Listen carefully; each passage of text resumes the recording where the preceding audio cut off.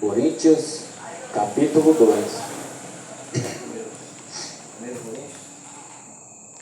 Segundo os Coríntios.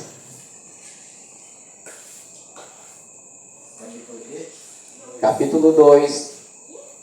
Último texto. Do 12 ao 17. Amém?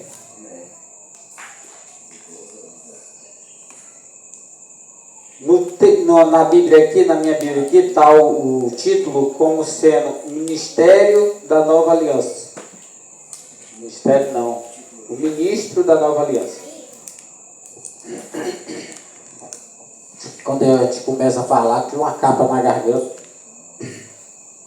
É fumante, né? Amém? Deixa eu fazer a leitura do texto. Versículo 12 diz assim: quando cheguei a Troade, para pregar o Evangelho de Cristo, e vi que o Senhor me havia aberto uma porta, ainda assim não tive sossego em meu espírito, porque não encontrei ali meu irmão Tito. Por isso, despedi-me deles e fui para Macedônia.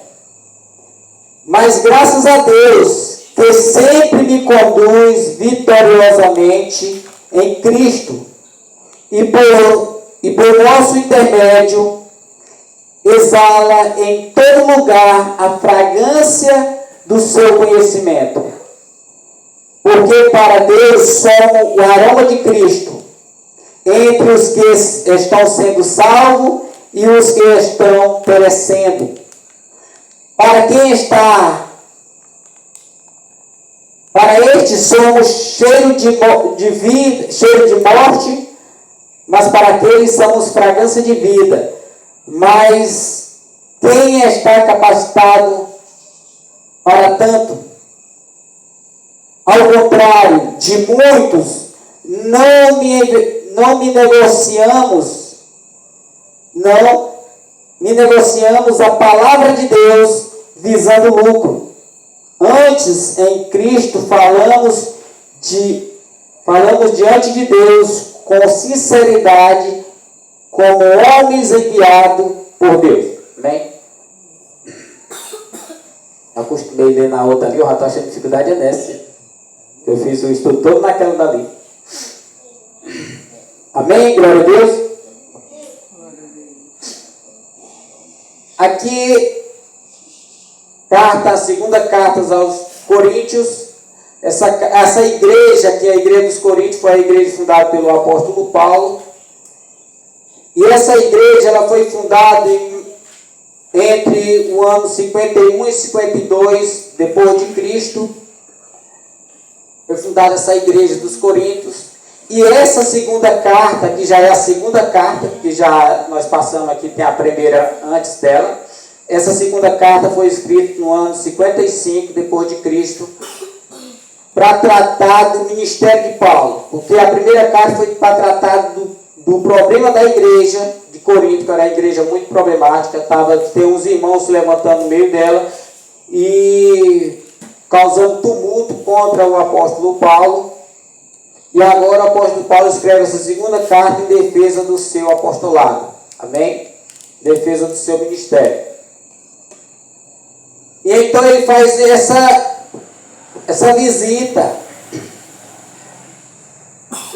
Ele vai dizer que quando cheguei em Troade para pregar o Evangelho, ele veio para Troade para pregar o Evangelho de Cristo.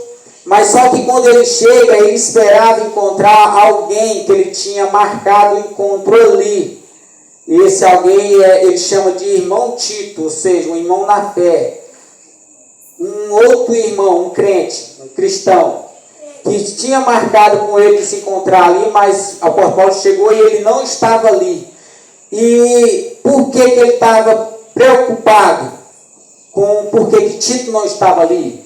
Porque devido à igreja de Corinto ser uma igreja problemática, e ele escreveu uma carta, corrigindo uma carta, até que ele vai dizer que foi dura essa carta que ele escreveu, corrigindo a igreja, e ele esperava uma resposta trazida por Tito, para que ele compreendesse como ficou a igreja, se a igreja melhorou ou se tinha piorado, ou se permanecia do mesmo jeito. Como Tito não apareceu, o apóstolo Paulo vai dizer que ele sente uma angústia no espírito dele. Ele fica perturbado com o seu espírito, porque ele está preocupado com a igreja de Corinto. Ele está pregando aqui em Troade, mas ele está preocupado com a igreja de Corinto, com os irmãos em Corinto. Ou seja, nós vamos compreender o texto na exposição, amém? Os irmãos tenham paciência. Ele vai dizer assim: quando cheguei a Troade para pregar o Evangelho de Cristo e vi que o Senhor me havia aberto portas, ainda assim não tive sossego em meu espírito, porque não encontrei ali meu irmão Tito. Por isso, despedi-me deles e fui para a Macedônia.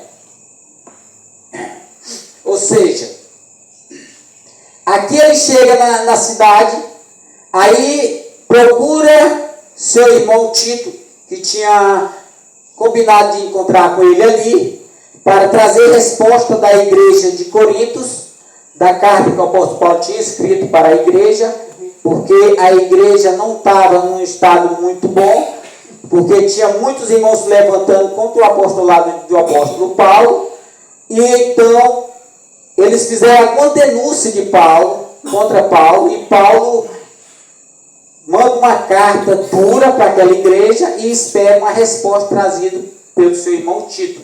Como ele não encontra, mas só que ele vindo para esta cidade para pregar o evangelho, é o que ele diz: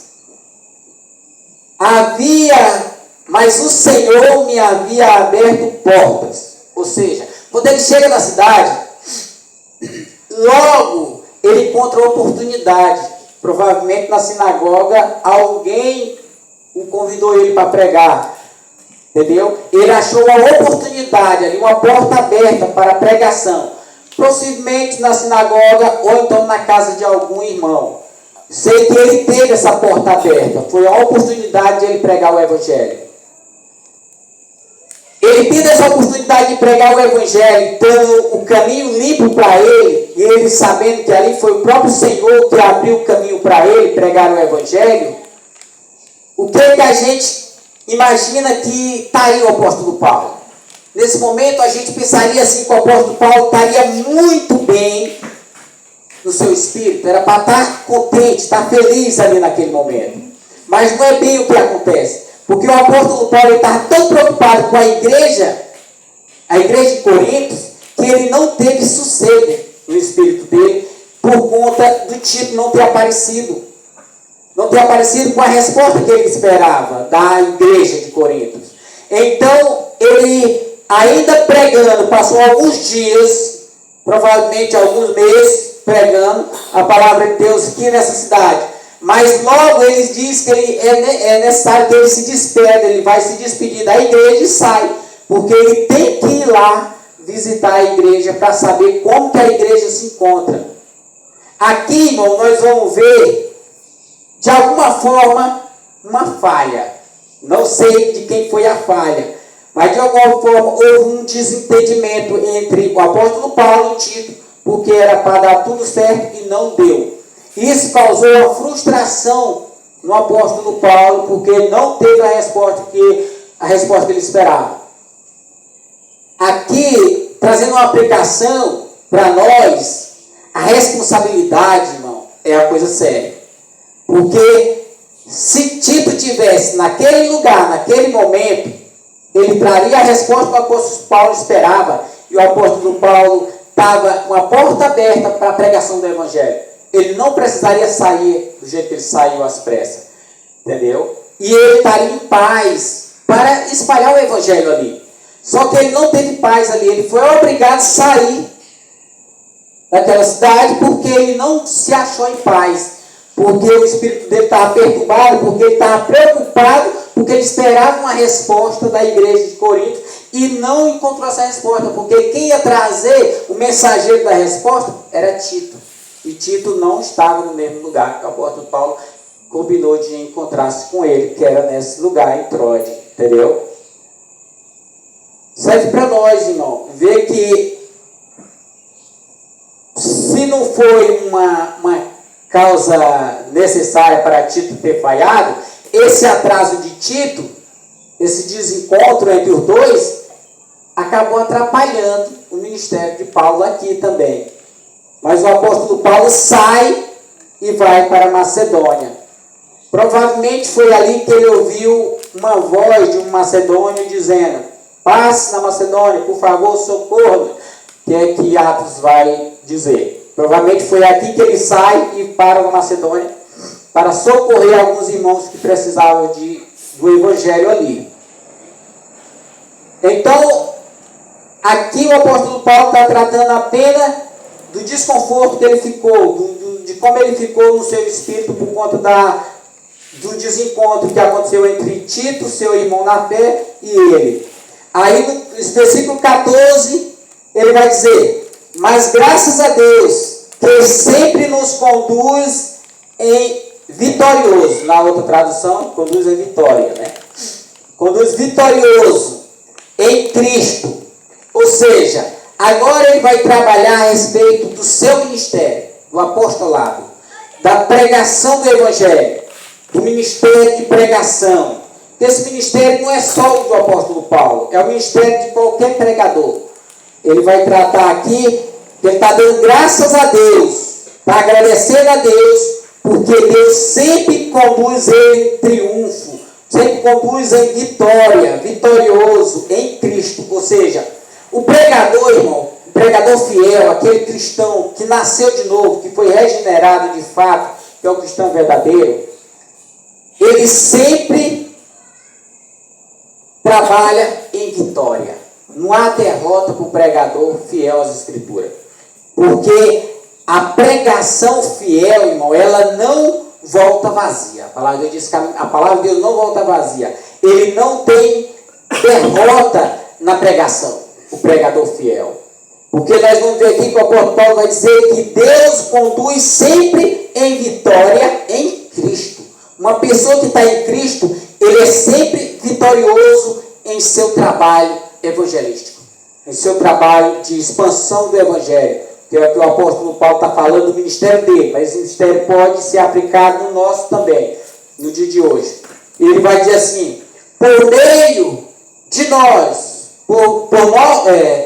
e por nosso intermédio, exala em todos os lugares a fragrância do seu conhecimento. Ou seja, é por nosso intermédio que Deus espalha ou inala a fragrância do conhecimento de Cristo. Nós somos portador das boas novas. Nós somos ministros do Evangelho. Nós somos o portador da fragrância de Cristo. O cheiro de Cristo, o aroma de Cristo, entendeu? Ele está em nós. Através de nós é feito esse trabalho que sobe para Deus como sendo uma fragrância, como sendo um perfume agradável. Os estudiosos vão dizer que essa fragrância e esse ministério é como continuidade, os sacrifícios que Levítico vai ensinar. Assim como eles sacrificavam e o aroma subia para Deus, assim também é nossa obra no ministério. Ela sobe para Deus como sendo um aroma agradável. Deus se agrada do nosso trabalho no ministério dele aqui. Entendeu? E Deus é que nos conduz, irmão, nesse ministério. Por isso nós temos êxito. Sempre que nós pregarmos o Evangelho, irmão, nós temos êxito. Porque é Deus que nos conduz, entendeu? Não é o ministério terreno, humano do homem, natural. Não, é o ministério de Deus. Apenas nós somos portador desse ministério. O porta-voz de Cristo. E ele vai dizer assim: porque para Deus somos o aroma de Cristo entre os que estão sendo salvos e entre os que perecem. Ou seja, para Deus, nós somos aroma de Cristo. Nós, irmão, nós temos a responsabilidade da pregação do Evangelho. E é um privilégio tão grande a pregação do Evangelho, que nós devíamos fazer com fervor, irmão, com amor, porque nem todo mundo teve esse privilégio. Nem todo mundo tem esse privilégio de pregar o Evangelho. Entendeu? É um dom que Deus capacita a pessoa para fazer isso. Pregar o Evangelho. E nós que temos esse dom, que fomos capacitados, nós devemos ir, irmão, a qualquer lugar pregar o Evangelho. Porque ele vai falar que em nós, em nossas vidas, através de nós, é que Deus espalha a fragrância de Cristo. O perfume de Cristo, o perfume de seu Filho, a fragrância de seu Filho é espalhada, é inalada através de nós, das nossas vidas. Entendeu? Tanto para os que estão sendo salvos, como para os que perecem. Por isso, irmão, a pregação do Evangelho, ela nunca será inútil. Entendeu? Sempre ela terá êxito. Entendeu? Às vezes nós ficamos preocupados porque as pessoas não se convertem. Entendeu? Nós ficamos preocupados porque as pessoas não vão até na frente e dizem assim, eu creio em Jesus Cristo. Entendeu? Mas a pregação do Evangelho, ela tem sucesso em tudo. À medida que o pregador é fiel, porque Deus não tem compromisso com a palavra do pregador, segundo diz um pregador. Tem compromisso com a palavra dele. Então, eu estou falando aqui para o pregador que prega a palavra de Deus fielmente. Entendeu? Porque a palavra de Deus é que não volta vazia, é que traz a resposta. Para uns, ela vem com aroma, cheiro de vida, para a vida, dá vida para uns. Para aqueles que recebem o Evangelho, tem vida, são salvos, são redimidos, transformados, nascem de novo e são salvos. Mas para outros, o mesmo Evangelho serve de testemunho para a condenação. Para outros que negam o Evangelho, que rejeitam o Evangelho, é condenação. É por isso que para uns ele tem um cheiro de vida e para outros tem cheiro de morte. Entendeu? Mas nós nunca devemos ficar decepcionados, tristes, porque a pregação foi pregada e as pessoas não creram. Entendeu? Uma vez que ela não crê, e se ela morrer sem crer, o mesmo Evangelho que você pregou, com a finalidade de salvar essa pessoa, vai servir para condenar ela. Entendeu? Ninguém terá argumento diante do Senhor no dia do juízo. Dizendo, Senhor, eu não tive a oportunidade de me arrepender. Não existe esse argumento. Porque à medida que você ouviu o Evangelho, o pregador foi até você e pregou, você é responsável pela sua escolha. Entendeu? Se você recebeu o Evangelho e crê nele, você é salvo. Aroma de vida. Se você rejeita o Evangelho e se perde, você é condenado. Aroma de morte. Entendeu? Mas é o mesmo Evangelho. Amém? Então a mensagem está sendo pregada. Observe com atenção. Se sentir no coração o toque do Espírito Santo, creia, irmão. Creia. Porque vai chegar o tempo em que Jesus vem e acabou o tempo da oportunidade de ouvir o Evangelho. Vai chegar o tempo que o Evangelho não será mais possível ouvir. O dia do juízo vem. E Jesus está tão próximo, mais próximo do que a gente imagina. Então o apóstolo Paulo defende o seu ministério aqui, defende o Evangelho, dizendo que o Evangelho é vitorioso. E ele junto é vitorioso por conta do Evangelho. Ele vai dizer, por isso... E ele vai dizer, portanto, para Deus somos aroma de Cristo. Já falei, né? Tanto para os que são salvos, quanto para os que perecem. Para isso somos cheiro. Meu Deus, que tom que é. Vai dizer assim. Para estes somos cheiro de morte, e para outros somos fragrância de vida. Mas quem está capacitado para tanto? Ou seja, mas quem é suficiente para isto? Quem pode se levantar e dizer assim, mas eu sou bom, Deus me escolheu porque Ele viu em mim talento, Deus me escolheu porque Ele viu mérito em mim, Deus me escolheu porque eu sou bom. Quem pode dizer isso? Porque é Deus quem capacita. Entendeu? É o próprio Deus, irmão, que capacita o pregador para levar as boas novas. O apóstolo Paulo está dizendo aqui que é graças a Deus, entendeu? Que Deus usa ele como ministro do Evangelho. É Deus quem prepara a pessoa, é Deus quem capacita aquela pessoa, é Deus quem envia essa pessoa a ir pregar o Evangelho.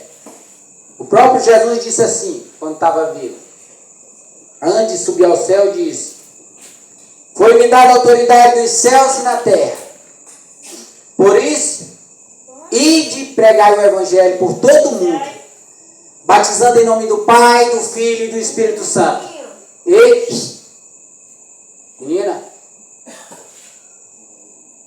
amém? Batizando em nome do Pai, do Filho e do Espírito Santo. Por que você reduz aí que dá? Deixa pra um pouquinho. Pronto, deu certo. Porque somos aroma de Cristo, tanto para os que perecem como para os que são salvos. Vou repetir de novo. Para estes somos cheiro de morte, para uns somos cheiro de morte, outros por cheiro de vida. Mas quem é capacitado para tanto, ou seja, quem é capacitado para isto, para fazer a obra? Quem pode fazer a obra por si mesmo? Quem pode argumentar diante de Deus, reivindicando, dizendo que tem capacidade em si mesmo para isso? Nós sabemos que toda essa capacidade, irmão, ela vem de Deus. Tudo isso, entendeu? É o próprio Deus que capacita.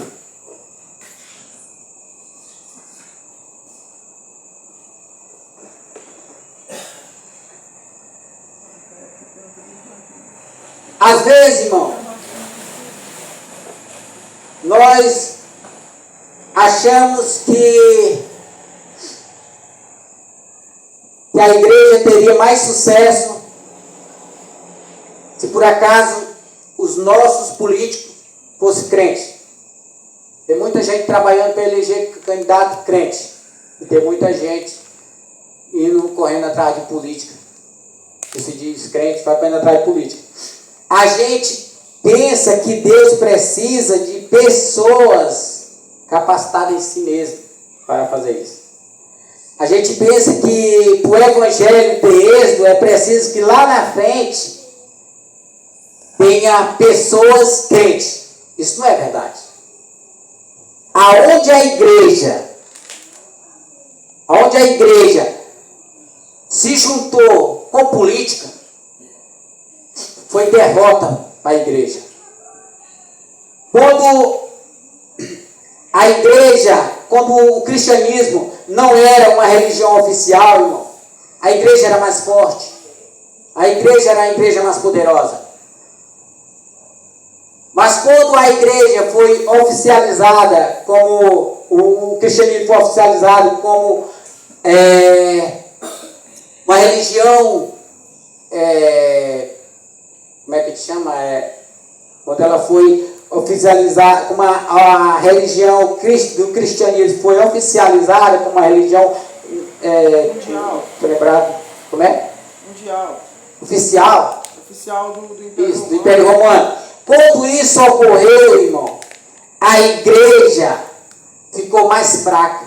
Porque toda pessoa que fazia parte do Império Romano era cristão. Era considerado cristão. Então, para você ser cristão, você não precisava crer. Você precisava ser uma pessoa dali. Entendeu? Uma pessoa que fosse romano. Bastava você ser uma pessoa, um morador de lá, você já era cristão. Então a igreja aumentou o número de pessoas e caiu em santidade. Entendeu? A igreja ficou fraca novamente. A igreja, irmão, ela foi mais forte no tempo da perseguição. Entendeu? Quando a igreja é perseguida, os cristãos têm uma vida mais reta diante de Deus. Quando a igreja é perseguida.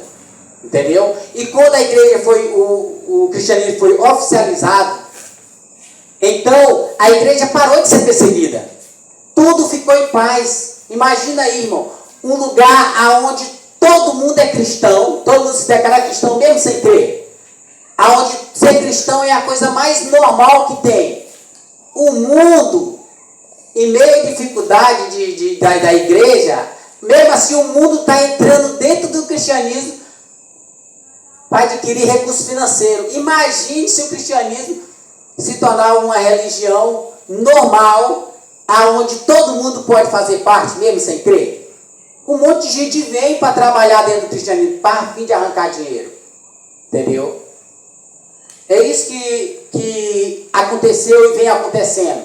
Muitas pessoas estão saindo do mundo, muitas pessoas, cantores, que vêm lá do mundo, que não nasceu de novo, mas não estavam conseguindo sucesso lá no mundo, estão vindo para dentro do cristianismo para fazer sucesso, para adquirir bens materiais, recursos financeiros, entendeu?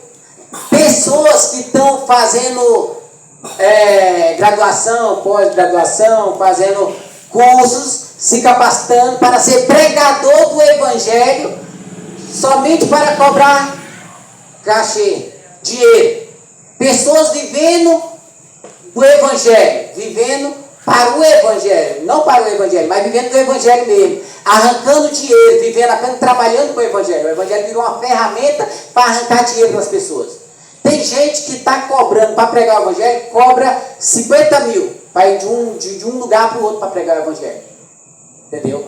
Tem cantor que cobra um cachê de 40, 50 mil para ir cantar. Entendeu? Para ir louvar a Deus. Vai lá e cobra esse dinheiro todinho. Será que essas pessoas são crentes?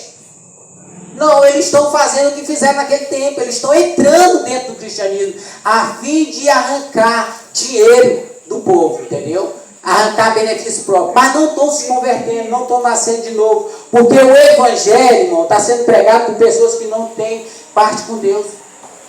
As pessoas estão fazendo um comércio do evangelho, as pessoas estão orando e cobrando pela oração, estão dizendo que estão realizando milagre, estão cobrando pelo milagre, entendeu? Se você for curado, você tem que pagar, entendeu? Pessoas que estão até rasgando exame dos outros, dizendo que a pessoa está curada simplesmente porque ele rasgou o exame. E a pessoa vai morrer se não procurar o médico. Entendeu? E estão cobrando dinheiro, ganhando dinheiro, vivendo cobrar dinheiro dos outros, irmão. Entendeu? Ah, se Deus fosse depender do homem, irmão, para espalhar o evangelho, nós estávamos mortos. Quem podia fazer isso? Quem é suficiente para isso? Graças a Deus que Deus não depende da força do homem. Deus capacita o dele.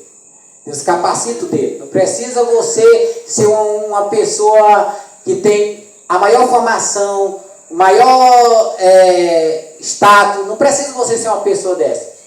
Se você crê em Jesus Cristo e Deus quiser te capacitar, Ele vai te capacitar e você vai ser um ministro do Evangelho. Um ministro da Boa Nova. Irmão, eu estou falando aqui, ministro do Evangelho de Deus. Eu não estou falando de ministro de cor de homem, não. Como se fosse uma coisa rasa, não. Eu estou falando de um privilégio, entendeu? De salvar almas, vida.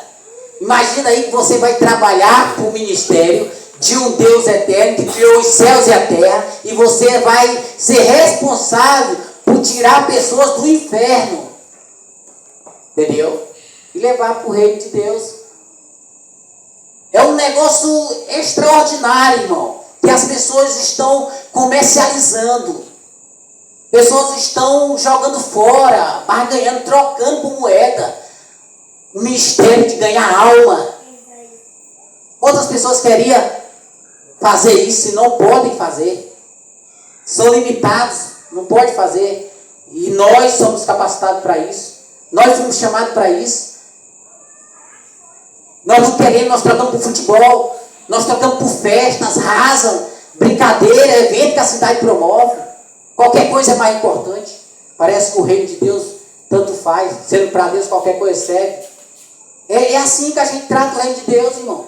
E o apóstolo Paulo chega numa cidade, Deus abre as portas para ele, e ele é obrigado a sair porque ele não tem paz, simplesmente porque ele quer cuidar de uma igreja que ele entende que está mal, que não está bem. A igreja dos Coríntios estava uma igreja que não estava em paz, era uma igreja que estava levantando falsos mestres, pessoas dizendo que o apóstolo Paulo não era um pregador de fato, não era um homem de Deus. Então o apóstolo Paulo, querendo ir lá ajudar os irmãos, para que os irmãos não caiam no engano religioso, o apóstolo Paulo deixa uma cidade onde Deus abriu as portas para ele. Isso é amor, irmão, amor pelas vidas. Se fosse um de nós hoje, dizia, eu vou votar não, que se quiser que ele se vire. Eu mandei a carta. Se quiser que ele se vire. Deus abriu a porta aqui, eu vou fazer essa obra aqui que Deus está mandando. Mas o apóstolo Paulo abandonou aquela porta de oportunidade para resgatar pessoas que estavam se perdendo dentro da outra igreja, por causa de falsos mestres. Isso é amor, irmão, pelo ministério. Entendeu? Aí ele vai encerrar dizendo assim: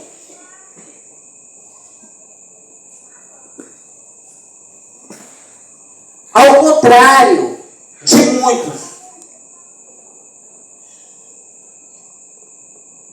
não me negociamos a palavra de Deus. Não negociamos a palavra de Deus visando lucro. Não negociamos a palavra de Deus visando lucro. Antes, em Cristo, falamos diante de Deus com sinceridade, como homens enviados por Deus. Ou seja, o apóstolo Paulo está dizendo, eu não negocio o evangelho, eu não sou como muitos que comercializam o evangelho.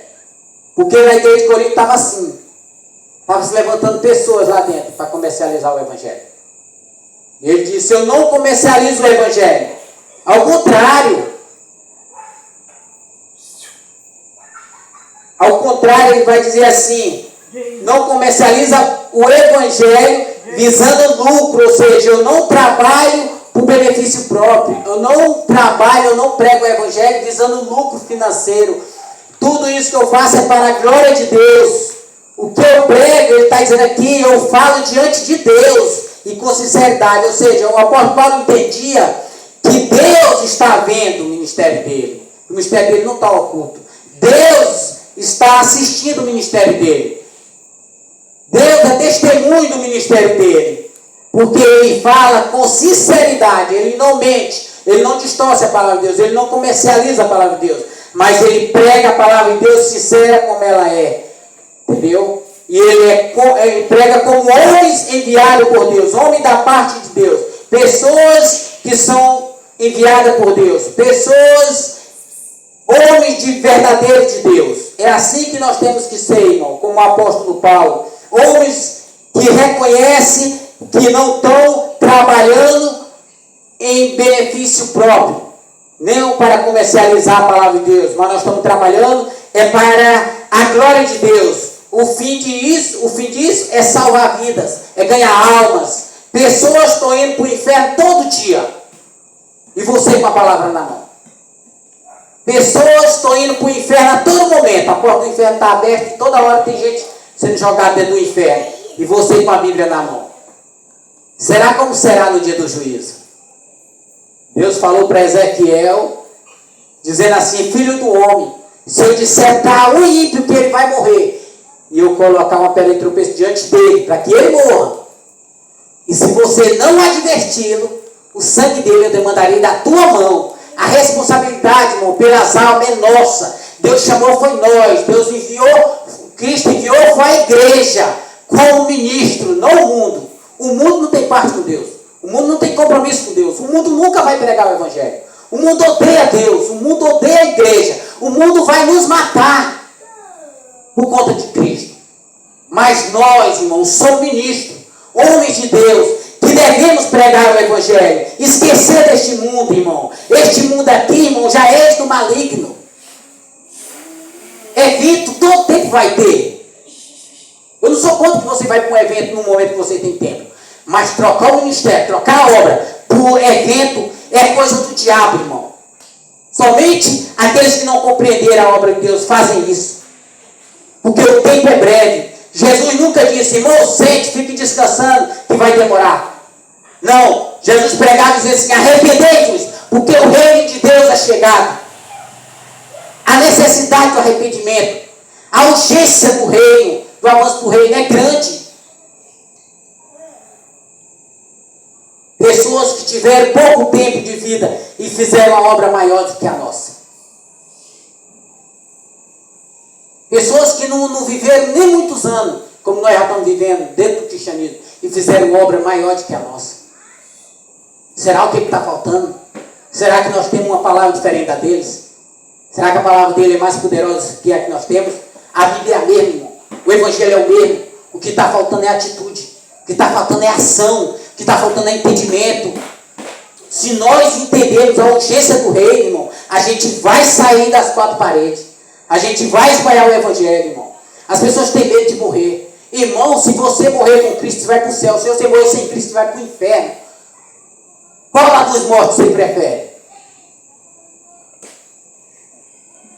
Ah, mas eu já confessei Jesus com a minha boca. Estou salvo. Quem te garante?